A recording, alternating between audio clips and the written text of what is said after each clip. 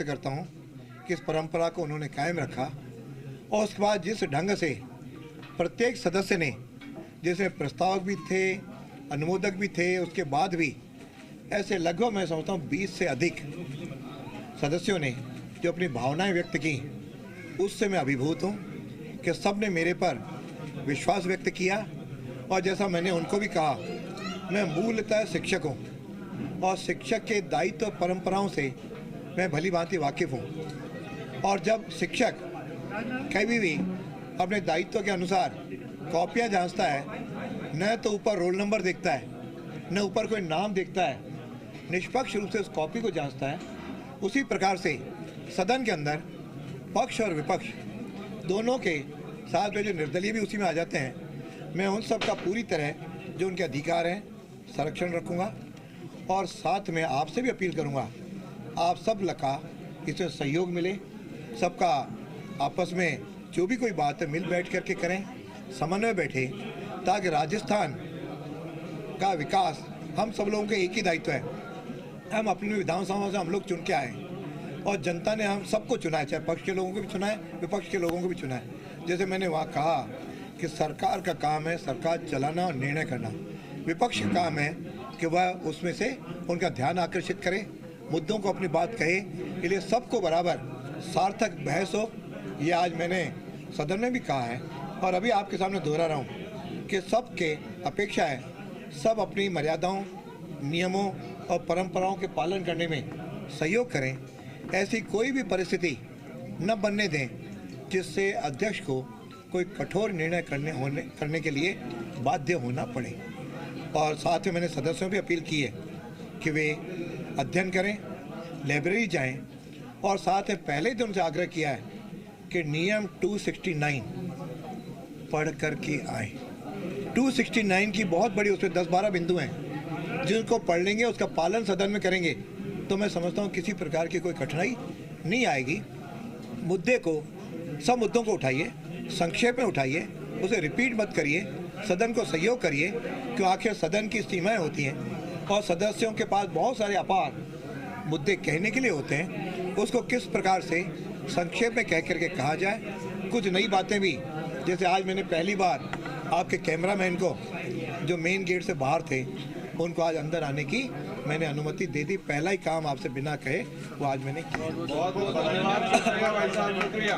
और दूसरी बात जो मुझे कही गई है, निश्चित रूप से सारे पत्रकारों के मैं DPR से मंगवा करके जो भी उसके लिए नियमों के अंतर्गत आएंगे उस संख्या को भी बढ़ाएंगे ताकि आप सब लोगों को भी यहाँ पे रिपोर्टिंग करने का अवसर मिले।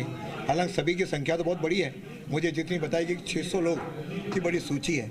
ये तो कभी किसी भी अध्यक्ष के लिए संभव होगा नहीं, लेकिन उसमें से अपन एक सिस्टम बना करके तय करेंगे, उसके कारण से आपको वह भी अनुमति मिले और समय पर आपको सब चीज़ों की जानकारी मिले, इसका भी अपन प्रयास करेंगे। और आपसे भी अपील करूंगा, सकारात्मक चीज़ों को अधिक हाईलाइट करें। आपको स्वतंत्रता है, आप दोनों बातों को करते हैं, लेकिन कई बार मुद्दों की दृष्टि से सकारात्मक बातें तो पीछे रह जाती हैं और कुछ ऐसे मुद्दे जो मिर्च मसाले से जुड़ी हुई होती हैं उनको, जो मैं भी पिछले 50 साल से मीडिया से जुड़ा रहा हूँ। 30 साल विद्यार्थी परिषद का दायित्व था, उस नाते मीडिया से मुखालिफ होता था। 20 साल से राजनीति में हूँ तो आप सबसे मिलता रहता हूँ। ये सारी बातों को ध्यान में रखते हुए आप बहुत हैं, चौथे स्तंभ में हैं और आप सबका सहयोग के बिना निश्चित रूप से आगे नहीं बढ़ा सकता। लेकिन हम सबका उद्देश्य एक है, राजस्थान का विकास। और आज मुझे कहते हुए बड़ा नया जो लोकतंत्र के अंदर जो नए परिवर्तन आ रहे हैं, जैसे आपको मैंने बताया किस तरह से राष्ट्रपति एक आदिवासी महिला बनी है, गरीब घर से चाय बेचने वाले हमारे प्रधानमंत्री लेवल तक पहुंचे हैं और हमारे मुख्यमंत्री जी भी एक गरीब परिवार से आते हैं। और मैंने भी कभी स्वप्न में नहीं सोचा था कि मैं इस पद पे रहूँगा। एक गरीब घर में पैदा हुआ था, घर पे लाइट नहीं थी, उस समय 10वीं की परीक्षा मैंने दी है। सुभाष उद्यान के अजमेर बगीचे के नीचे लाइट, स्ट्रीट लाइट के पीछे पड़ी, तो उस गरीबी को मैंने देखा है। इसलिए वह उस गरीबी को दूर करने के लिए यह सदन अपनी सक्रिय भूमिका अदा करे। तो हमने तो बंटवारा भी देखा, गरीबी भी देखी और संयोग से कॉलेज में पढ़ाते हुए, प्रिंसिपल रहते हुए भी कई अनुभव आए। पक्ष में भी 10 साल रहा, विपक्ष में 10 साल रहा, इसलिए मुझे अच्छी तरह ध्यान है क्या क्या मीडिया की बातें हैं, क्या क्या पक्ष की बातें हैं, विपक्ष की बातें हैं। लेकिन मर्यादा और नियमों का पालन तो मैं सबसे निवेदन करूंगा, सबसे अपेक्षा है कि उसके बिना फिर सदन टाइम में सारे मुद्दों को नहीं ले सकता। और प्रश्नकाल होता है, दूसरे कई मुद्दे हैं। अभी कई सदस्यों ने कहा कि पर्ची का भी अनुमति दी जाए। ऐसे कई मुद्दे हैं जिसे बहुत जल्दी हम मिल करके निर्णय करके, लेकिन नए नए आयाम स्थापित हो, डिजिटल की ओर हम लोग बढ़ें, सदस्यों को और हम डिजिटल के लिए जो सुविधाएं उपलब्ध करा सकते हैं वो करें, तो निश्चित रूप से हर सदस्य भी आगत होगा। और जो नए सदस्य आएँ इसके लिए बहुत जल्दी 2 दिन का एक वर्कशॉप हम करने की सोच रहे हैं, ताकि उनको सारे नियमों से अवगत कराया जा सके और हम सब लोग मिलकर के इस सदन को अच्छे ढंग से चलाएं। पुराने लोगों से भी अपील करूंगा कि हम नयों के लिए एक अच्छा उनके लिए वातावरण हम बनाए रखें, ताकि उनसे वो कुछ सीख सकें, ताकि पुराने जिस प्रकार करते हैं नयों का भी उस प्रकार से ढलने के मौका मिलता है। नए पुराने दोनों हम सब लोग और सदन का अध्यक्ष भी, आप सब लोग भी मिल करके सदन को अच्छी तरह से चलाएं, और ताकि यह सदन जो पूरे देश भर में इसका बहुत ही गरिमामय इतिहास रहा है। और मैं आज पढ़ रहा था पुराने कौन कौन अध्यक्ष रहे, ऐसे मेरे से पहले 16 विधानसभा के अध्यक्ष रहे। ये 16 विधानसभा है, लेकिन इस बार में 2 रहे, तो कुल मिलाकर के मैं 17वां अध्यक्ष का दायित्व तो मुझे मिला है। तो उन्होंने अपने अपने समय पे बहुत ही अच्छे गरिमामय वहाँ पे निर्णय किए हैं, परंपराएं डाली हैं। उन सारी परंपराओं का पालन करते हुए उसमें भी कुछ अच्छी चीज़ें और जोड़ते हुए नए आयाम हम लोग स्थापित करेंगे और एक विकसित राजस्थान की ओर हम कदम बढ़ाएंगे। जिस ढंग से देश आगे बढ़ रहा है उसमें राजस्थान की भी सहभागिता पूरी हो, इसका हम लोग प्रयास करेंगे, ऐसा आपको विश्वास दिलाता हूं। बीती सरकार में कई बार सदन हंगामे की भेंट पड़ा है, तो इस बार क्या कुछ अनुशासन का कुछ कठोर कोई नया नज़ीर पेश करने की इस बार तैयारी है, आपको लगता है? देखो, मैं कोशिश करूंगा कि पहली स्थिति वैसे नहीं बने, और मान लो किसी कारण से बन जाती है तो तुरंत उनसे संवाद करके उस स्टेलमेट को समाधान किया जाए। क्यों हमेशा चाहे कितने दिन भी आप बातचीत मत करो, अंत में समाधान तो बातचीत से होता है। उस बातचीत की प्रतीक्षा और लंबा क्यों खींचा जाए, उसको तुरंत बातचीत करके उस मुद्दे को सुलझाया जाए, इसका प्रयास करूँगा। सर, कुछ सदस्यों ने ये भी आशंका जताई कि 10 साल विपक्ष में आप रहे थे, 10 साल सत्ता पक्ष में, कहीं विपक्ष वाले उस हिसाब से काम ना हो जाए, वो डर रहे थे, उन्हें क्या कहना चाहेंगे आप? मैं समझता हूँ कोई भी डरे नहीं। मैंने सदन में भी कहा कि मेरे लिए इस कुर्सी पर आने के बाद मैं सबके लिए बराबर हूँ और सबके साथ, लेकिन नियमों का कठोरता से पालन करूँगा। ये भले आप नोट भी कर लें, भले बता भी लें, लेकिन मैं अपने टीचिंग कॉल में भी सबसे ज़्यादा कठोर प्रिंसिपल भी माना जाता था और शिक्षक भी माना जाता था, और उस प्रकार की कठोरता नियमों के पालन में। बाकी मैं as a human being, all are my colleagues, सबके साथ मिलकर करूँगा। सदन चले इसकी बात होती है।